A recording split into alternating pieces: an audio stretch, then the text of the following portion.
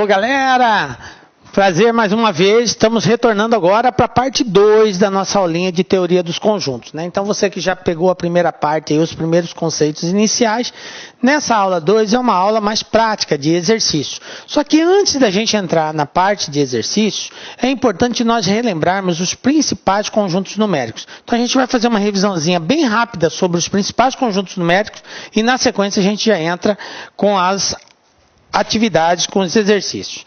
Galera, é o seguinte, é importante que a gente saiba quais são os conjuntos numéricos existentes e principalmente as simbologias utilizadas. Então, o primeiro conjunto numérico é o conjunto dos números naturais. Quem é o conjunto dos números naturais? São todos os números inteiros e positivos. Então, eu tenho aqui 0, 1, 2, 3, 4, 5 e vai embora para o infinito positivo. Observa que começa do 0. Professor, mas tem alguns casos que o 0 não irá aparecer? Tem. Quando aparecer é uma abreviação na letra N, que representa o conjunto dos números naturais. Quando aparecer o asterisco, indica que o 0 não está presente. Então, aí, nesse caso, eu não vou começar mais do 0, eu vou começar do 1, 2, 3, 4 e assim por diante. Ok? Então, números naturais são todos os números inteiros e positivos a partir do 0. Existe um outro conjunto que é chamado conjunto dos números inteiros, que é representado pela letra Z. Então, N é natural, Z é inteiro. Quem é o conjunto dos números inteiros? Vem lá do infinito negativo, menos 2, menos 1, 0, 1, 2, 3, 4 e vai para o infinito positivo.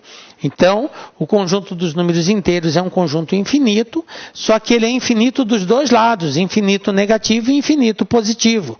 Já o natural, não. Ele é infinito só de um lado, só do infinito positivo. O infinito negativo, não, ele nem tem negativo, ele começa do 0, né? Então, já o inteiro, não. São todos os negativos e todos os positivos, inclusive o 0. Professor, em algum caso pode o 0 não aparecer? Pode, desde que apareça o asterisco, indica que o 0 também não está presente, ok? Quero chamar a atenção de vocês para uma forma muito comum de fazer referência ao conjunto do número inteiro, principalmente adotada por concursos públicos. Então, não muito comum no seu aprendizado. Talvez você lá no seu ensino fundamental ou mesmo no ensino médio, não é uma linguagem muito comum usada pelo professor no dia a dia, mas é uma prática comum dos concursos públicos. Chamar, por exemplo, inteiros não negativos. Galera, quando eu digo inteiro não negativo, eu quero dizer simplesmente os inteiros positivos. Então, quem são os inteiros não negativos? São todos os inteiros positivos. Como ele disse sem o 0, então o 0 não vai entrar. Professor, mas por que não fala logo inteiro positivo? É porque é uma prática de linguagem. Então, a linguagem utilizada é inteiro não negativo. Inteiro não negativo quer dizer somente os positivos. Capta isso daí, ok? Inteiros não positivos, a mesma coisa, agora ao contrário, né? Se ele é não positivo é porque ele é negativo, então vai entrar só os negativos aqui, ok? Então acostumem com essa linguagem aqui. Quando se diz não negativo, ele quer dizer somente os positivos. Quando ele diz não positivo, ele quer dizer somente os negativos. Bom, então nós podemos dizer que tudo que é natural é inteiro. O conjunto N está dentro do conjunto Z. Racional. O racional envolve todos os números inteiros, positivos, negativos e mais os números fracionários decimais. Em tese, nós dizemos que número racional é todo número na qual dá para ser feita uma divisão, ó, A sobre B com B diferente de 0. A dividido por B pertence a Z. Sempre que for possível fazer essa divisão, nós temos um número racional. Bom, mas essa divisão nem sempre dá um número inteiro, pode dar um número decimal. É permitido dar número decimal? É, desde que os decimais sejam finitos. Veja bem, eu posso ter decimal finito e eu posso ter decimal infinito. O que é decimal? São valores expressos por vírgula. Isso é um decimal. Mas é um decimal finito. Ele chegou aqui no 2, parou. Ele não dá mais sequência. Ele acaba ali. Então, é um decimal finito. Agora, tem casos de decimais que sempre vai ter um outro número, que é o caso do número π, por exemplo. Né? Então, ele é um decimal infinito. Tá? Dízimas periódicas. Dízimas periódicas. Professor, o que é uma dízima periódica? Dízima periódica é um número decimal, né, que vai estar expresso por vírgula, aonde os valores decimais começam a se repetir, tá? Então, no exemplo que eu dei aqui, 25, 25, 25, o próximo 25, o próximo 25, o próximo 25. Então, vai repetindo essa sequência aí. Quando você tem um número que repete os valores depois da vírgula, nós temos o caso de uma dízima periódica. A dízima é um numeral infinito. A dízima é um numeral infinito. Vai ter infinitos valores. Ela não acaba nunca. Mas ela é chamada de periódica porque esses valores acabam se repetindo. Ok? Então, dízima periódica. As dízimas periódicas fazem parte do conjunto dos números racionais. Raízes exatas. Se eu tenho uma raiz exata, quando eu digo raiz exata, não quer dizer que seja somente um número inteiro. Pode ser um número decimal, desde que seja um decimal finito, ok? Isso quer dizer, então, que tudo que é natural é inteiro e tudo que é inteiro é racional, ok? Bom, e aí nós temos uma outra categoria que é o dos irracionais. Quem são os irracionais? É tudo aquilo que não é racional, ok? São os números que não podem ser escritos na forma representados por fração, tá? Então, raízes inexatas, decimais infinitos e não periódicos, ok? Então, toda dízima não periódica, veja bem, dízima são números decimais infinitos. Quando a gente diz periódica, porque repete os valores. Quando nós dizemos não periódicas, é porque os valores não se repetem. Então, dízimas não periódicas fazem parte do conjunto dos números irracionais. As periódicas do conjunto dos números racionais. Então, aqui um exemplo, o número π, né? 3,14592 e aí vai embora.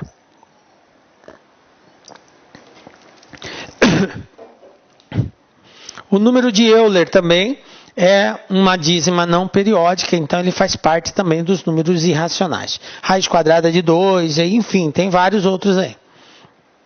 Dessa forma, não existe nenhuma associação entre o irracional e racional. Eles são conjuntos disjuntos. Lembram o que era conjunto disjuntos? Eram conjuntos que não possuíam elementos comuns. Então, não tem nada no I que pertença ao Q. São separados. Ok? E aí nós temos o conjunto dos números reais. O que é o conjunto dos números reais? É o conjunto formado por todos os racionais e irracionais. Ou seja, é a união do Q com o I. Tudo que é racional e irracional é chamado de real. Então a gente pode dizer que N está dentro do conjunto Z, que Z está dentro do conjunto Q e que Q não tem nada a ver com I, são conjuntos disjuntos, mas que a soma deles todos representa o conjunto dos números reais, ok? E aí eu teria um outro conjunto aqui, que seria o conjunto dos números complexos. O conjunto dos números complexos, ele engloba todos os conjuntos reais e também uma parte imaginária, ok? Então, o conjunto dos números complexos, tudo que é real é complexo, professor? É. O conjunto dos números reais pertence ao conjunto dos números complexos. E os números complexos, além da parte real, possuem uma parte imaginária, ok? Que numa outra oportunidade, na nossa aulinha sobre números complexos, a gente vai aprofundar nele. Tranquilo? Bom, vamos então para os exercícios. Primeiro exercício, eu tenho aqui o seguinte, a OCP 2012. Nós temos aqui a seguinte situação, ó. Em relação aos conjuntos A, B, e C, assinale a alternativa correta. Aí eu tenho aqui as referências. Vamos analisar cada um deles de acordo com os conhecimentos adquiridos na aula de teoria dos conjuntos. Quem é o meu conjunto A? 1 e 2. Meu conjunto A, 1 e 2. Quem é o meu conjunto B? Conjunto B, 1, 2 e 3. Quem é o meu conjunto C? 1, 2, 3 e 4, ok? Esses são os elementos de cada um desses conjuntos. E aí ele fez aqui uma série de análises. Observe que A, B e C são conjuntos. Galera, o símbolo de pertence e não pertence é utilizado quando? Na nossa aula de teoria dos conjuntos, nós vimos que o símbolo de pertence e não pertence são utilizados quando eu estiver comparando elemento com conjunto. E quando eu comparo conjunto com conjunto, eu tenho que usar os símbolos de inclusão. Está contido, não está contido, contém ou não contém. Ok? Sendo assim, a letra E, D e C já descarta, porque está usando o símbolo de pertence e não pertence. Não posso usar esse símbolo quando estiver comparando dois conjuntos. Então, a minha resposta vai ficar entre A e B. Na letra B, ele já diz aqui que A não está contido em B, o que não é verdade, porque todos os elementos de A aparecem em B. Se todos os elementos de A aparecem em B, então A está contido em B, é o que afirma na letra A. E B está contido em C, todos os elementos de B aparecem em C. Então, resposta correta, letra A. A está contido em B, B está contido em C. Beleza? Vamos para mais um aí. Exercício 2. Eu tenho aqui a seguinte situação. CPERJ, 2012. Dois conjuntos B e C são subconjuntos de um conjunto A. Porém, A também é subconjunto de B e contém os elementos de C. Desse modo, pode-se afirmar que... Olha só, galera. B e C são subconjuntos de A. Na nossa aula de teoria de conjuntos, eu mostrei para vocês várias formas de dizer que um conjunto está contido em outra. Lá nós informamos que nós podemos dizer que A está incluso em B, que A faz parte de B, que A está contido em B, e também que A é subconjunto de B. Todas essas formas expressam a mesma coisa. Que um conjunto está dentro do outro. Ou seja, todos os elementos de um também pertencem ao outro. Ok? Então, se eu digo que B e C são subconjuntos de A, eu quero dizer que B está contido em A e C também está contido em A. Isso que quer dizer B e C subconjunto de A. Quando eu digo que um conjunto é subconjunto do outro, eu quero dizer que todos os elementos de um são elementos do outro também, tá? Fazem parte do elemento do outro. Se ele diz que A é também subconjunto de B, então quer dizer que todos os elementos de A também são elementos de B. Então A é subconjunto de B, então A está contido em B. Lembram das propriedades? Dentre as propriedades que nós estudamos, uma delas era chamada de propriedade transitiva. O que é a propriedade transitiva? Se eu tenho que um conjunto está dentro do outro e esse outro está dentro de um terceiro conjunto, então o primeiro está dentro do terceiro. Aí nós vimos também dentre as propriedades lá o seguinte: se um conjunto A está dentro do conjunto B e o B também está dentro do A, é porque eles são iguais. Então, se B está dentro de A e A está dentro de B, é porque A é igual a B, ok? Bom, e ele disse também que A contém os elementos de C. Obviamente, se C está contido em A, então A contém o conjunto C, ok? Veja bem, se A e B são iguais e A contém C, vocês concordam que B também contém C? É óbvio, se A é igual a B, e A contém C, então B também contém o conjunto C. Se B contém o conjunto C, é a mesma coisa que eu dizer que C está contido em B, que C é subconjunto de B. Então, olha aqui a letra A, ó, A igual a B e C está contido em B, ok? Essa é a verdade. Tranquilo?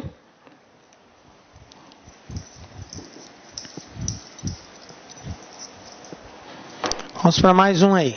Exercício 3. IESES PM de Santa Catarina. Leia as afirmações a seguir. Os números naturais são aqueles inteiros não positivos mais o zero. Os números irracionais são aqueles que representam dízimas periódicas.